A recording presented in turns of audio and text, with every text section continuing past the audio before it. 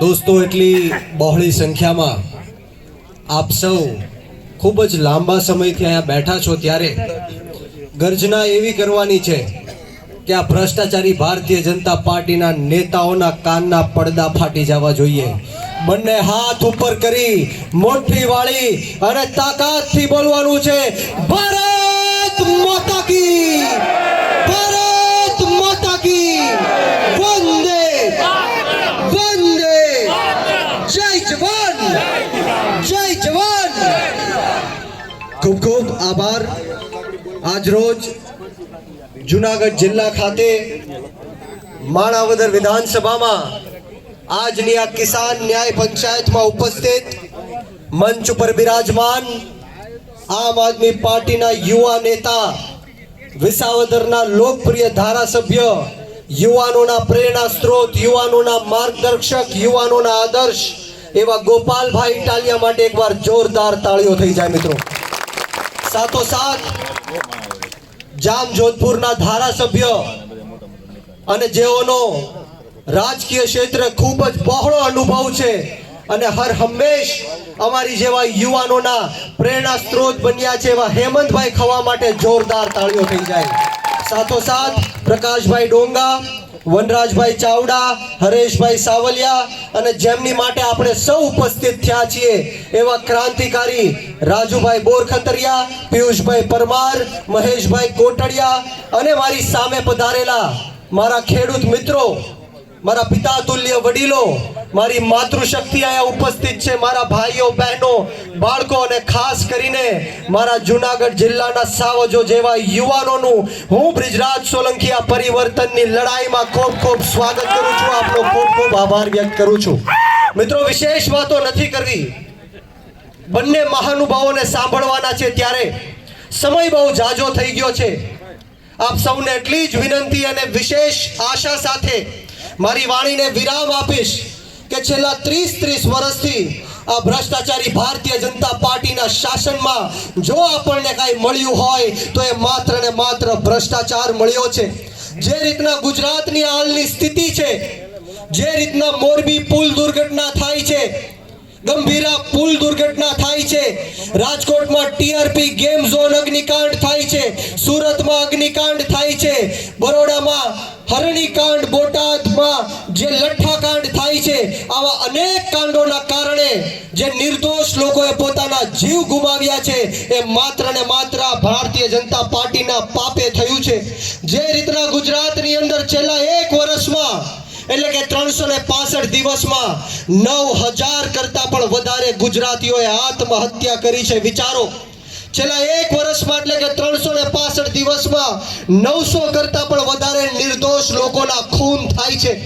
1 વર્ષની અંદર 365 દિવસની અંદર 2200 કરતા પણ વધારે મહિલાઓ સાથે રેપના બનાવો બને છે। જરા વિચારો, આ તાનાશાહી અને આ હિટલરશાહીની જે સરકાર ગુજરાતની અંદર ચાલી રહી છે એને જો કોઈ હરાવી શકે તો એનું નામ આમ આદમી પાર્ટી છે, એનું નામ ગોપાલ ઇટાલિયા અને ઈસુદાન ગઢવી છે। ત્યારે આપણે સૌને વિનંતી કરવા માટે આવ્યા છીએ કે કોઈનાથી ડર્યા વગર કે ગભરાયા વગર આપણે સૌએ આવનારી જે જિલ્લા પંચાયત અને તાલુકા પંચાયતની ચૂંટણીઓ આવે છે, વિધાનસભાની ચૂંટણીઓ આવે છે ત્યારે આપણે સૌએ નાત જાત, ભેદભાવ, ભાષા, ધન, જ્ઞાતિ, જાતિ બધું જ ભૂલીને કોઈ આપણને પૂછે તમે કયા સમાજના છો ત્યારે કહેજો અમે ખેડૂત સમાજના છીએ। ત્યારે જઈને વિસાવદરની જેમ તમામ સમાજ, જ્ઞાતિ અને ધર્મના લોકોએ એક થઈને ગોપાલભાઈ ઇટાલિયાને વિધાનસભા સુધી પહોંચાડ્યા। ત્યારે રસ્તામાં જ્યારે આવતો હતો ત્યારે અનેક યુવાનોના મને ફોન આવ્યા કે અમને આ સભામાં ન આવવા દેવા માટે ધાક ધમકીઓ આપવામાં આવી, ખોટી બીકરાણીઓ બતાવવામાં આવી, ખોટા કેસો કરશું, જેલમાં નાખશું। ત્યારે આ જાહેર મંચ ઉપરથી આ ભ્રષ્ટાચારી ભારતીય જનતા પાર્ટીને કહેવા માંગીશ કે તમે ગમે એટલા ન્યાય કરો, અત્યાચાર કરો, ખોટા કેસો કરો, જેલમાં નાખો, પરંતુ અમે ગરીબ ખેડૂતના દીકરા તમારી સામે મોરે મોરો દઈ દેવા માટે તૈયાર છીએ, તમારી સામે છેલ્લા શ્વાસ સુધી લડી લેવા માટે તૈયાર છીએ।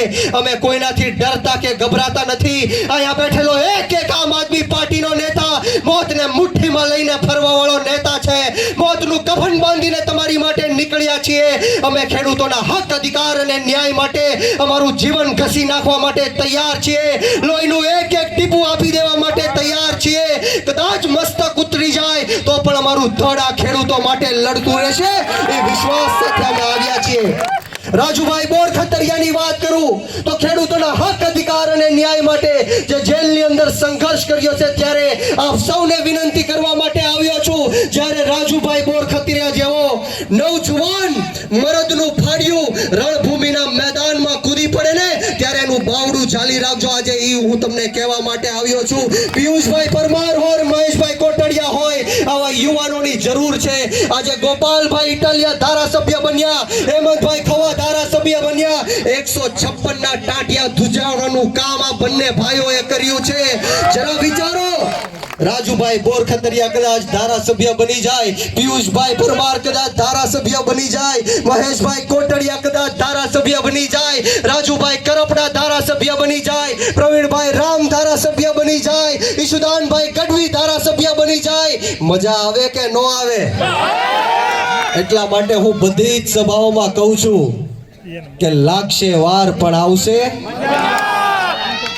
દોસ્તો, આ આમ આદમી પાર્ટી આંદોલનની કોખમાંથી જન્મેલી પાર્ટી છે. ગરમ તપતી ભઠ્ઠીમાંથી નીકળેલા અમે લોકો છીએ. ચૈતરભાઈ વસાવાને જેલની અંદર પૂર્યા, ઈશુદાનભાઈ ગઢવીને જેલની અંદર પૂર્યા, ગોપાલભાઈ ઇટાલિયાને જેલની અંદર પૂર્યા, રાજુભાઈ કરપડા અત્યારે સંઘર્ષ કરી રહ્યા છે, પ્રવીણભાઈ રામ અત્યારે સંઘર્ષ કરી રહ્યા છે. અને આ ગુજરાતના ઉપમુખ્યમંત્રી હર્ષ સંઘવી એવું કહે છે કે કાયદાનું કામ કરશે, કાયદામાં રહેશો તો ફાયદામાં રહેશો. ત્યારે આ હર્ષ સંઘવીને પણ જાહેર મંચ ઉપરથી કહેવા માંગીશ કે પતાવી લેજે તમારી જ્યાં ભ્રષ્ટાચાર અને તાનાશાહીની સરકાર.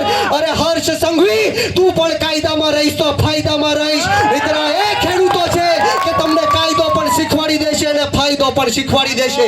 દોસ્તો, આવનારા દિવસોમાં આપણે સૌએ આમ આદમી પાર્ટીમાં જોડાવાનું છે. યુવાનોને ખાસ કહેવા માંગીશ કે આપણી ગુજરાતની રાજનીતિથી દૂર ન ભાગો. સારા અને સાચા લોકોએ આ ગુજરાતની રાજનીતિ છોડી દીધી, મૂકી દીધી. એટલા માટે ખોટા અને ખરાબ લોકોએ આ ગુજરાતની રાજનીતિ ઉપર કબજો કરી લીધો છે. આ ગુજરાતની રાજનીતિમાં તમારી અને મારી જેવા યુવાનોએ આવવું પડશે, ખેડૂતોએ આવવું પડશે, મહિલાઓએ આવવું પડશે અને એવા લોકોએ પણ આવવું પડશે જે નાના, દબાયેલા, કચડાયેલા, પછાત, ગરીબ, અશિક્ષિત અને વ્યસનોથી ઘેરાયેલા તમામ સમાજ, જ્ઞાતિ અને ધર્મના લોકોનો અવાજ બુલંદ કરી શકે એવા લોકોએ આવવું પડશે. હું કયા સમાજની વાત કરું? આ ભ્રષ્ટાચારી ભારતીય જનતા પાર્ટીએ 18 વર્ણના લોકોને, દરેક સમાજ, જ્ઞાતિ અને ધર્મના લોકોને ત્રાહિમામ પુકારી ચૂક્યા છે. પાટીદાર સમાજની વાત કરું તો અમરેલી જિલ્લાની અંદર એક અપરિણિત પાટીદાર સમાજની યુવતીને રાતના 12 વાગે ઘરની અંદર ઘૂસીને વરઘોડો કાઢવામાં આવે છે, જેલની અંદર લઈ જઈને પટ્ટા મારવામાં આવે છે. ત્યારે આ હર્ષ સંઘવી ક્યાં હતો? કોળી સમાજની વાત કરું તો જસદણ વિછ્યાની અંદર 92 નિર્દોષ લોકો ઉપર ખોટા 307 ના કેસ કરીને માતાઓ બહેનોને મારે છે, જેલની અંદર મોકલવામાં આવે છે. દલિત સમાજના યુવાનને સુદામડાની અંદર આમ આદમી પાર્ટીની સભામાં આવવા માટે જે ફોનમાં મારી નાખવાની ધમકી આપે છે. ત્યારે હું આ ભ્રષ્ટાચારી ભારતીય જનતા પાર્ટીને કહેવા માંગીશ કે આ દેશ ડોક્ટર બાબા સાહેબ ભીમરાવ આંબેડકરના સંવિધાનથી ચાલવા વાળો દેશ છે. કોઈ મોદી કે શાહના ફરમાનથી ચાલવા વાળો દેશ નથી. તમારી તાનાશાહી સંખેલી લેજો.